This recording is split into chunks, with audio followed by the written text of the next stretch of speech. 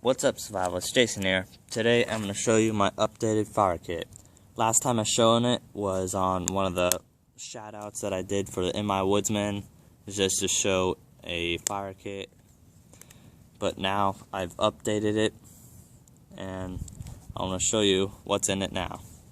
As you can see, now I have like a ranger band around here to keep it all closed and tight. Underneath it I have a little razor blade with a ranger band around it. It's just to cut any good shavings or anything like that if I need be. But there's a good little razor blade right there. You can also use the ranger bands for fire.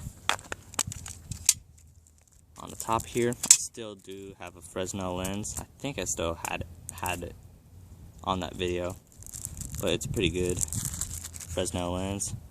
Started a lot of fires with it. It's pretty fun. Have a little striking pad right here. It was like actually from, I think maybe the UCO type of striking pads. I just attached it through there and it has like a sticky back on it. So next I have a little alcohol prep pad. These go up quick, but they are great for starting fires. Next I have a little razor, little blade, knife, folding razor set, saw, whatever we want to call it. I used to have this little blade in here that was real good for striking, but I can't find it anywhere. As I had it on one of my other ferro rods, and it was attached with jute twine, but I used the jute twine and I can't find where that little blade went. But next, got a little straw capsule full of cotton, just something dry if this takes a dunk in the water. You can see, I think this was a whole cotton ball maybe. I just rolled it out and stuff like that, just to add more space in there or keep it from rattling.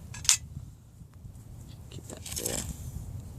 I do have a second cotton ball in this. I have some jute twine. I think this is around 3 feet of jute twine, so that's plenty of fires. Like, all I really need is that much, and that's a good amount for starting fires. These I use off and on, even just like lighting them and then putting it under my Tinder, then lighting that and then blowing this out just to keep this for a bigger emergency or something like that. But I have 3 of them. This one was cut in half. It's just to give me some proportion to put this into like a fire or something like that. Right here, got some fat wood. Let's see if I could get some good angles on that. There we go. It's like through the sun, you can see plenty through it. Let me show you. See, the sun could go, is like turn anything into it, so you can see how much resin's in it. Looks pretty good, don't it? There's a good spot right there. So it's pretty good fat wood right there, and I already used it before on one of my videos. Another striking pad that I had before in here, never took it out. I have a little magnesium flint bar. I find this little saw strikes it quite well. Have some aluminum foil. I think this is a 4x4 of aluminum foil, and it does it quite well. I mean, like, you could make it into a base for a fire if the ground is wet or something like that. Next, I have a birthday candle in here.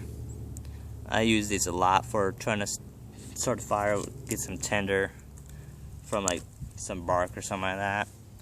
Fluff it up, put this right underneath there. Just if it's wet, you could leave it in there for a longer time so it catches much better, so it lasts much longer than a match, which is the next thing. I have, I think, 10 waterproof matches in here. I think. Last time I checked. 3, 6, 9, 10. Yep.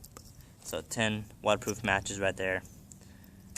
And I find those to be quite necessary when trying to start a fire. So I have 3 different ways for starting fire. I've got the Fresno lens, the flint, and the matches. So I actually think about adding a lighter to the top of this, just having it held by the Ranger band, but I usually use those lighters a lot for the paracord. So that is what's in my fire kit. Tell me what you think about it. What else should I add? What I should take out? I want to thank you all for watching. See you in the next one.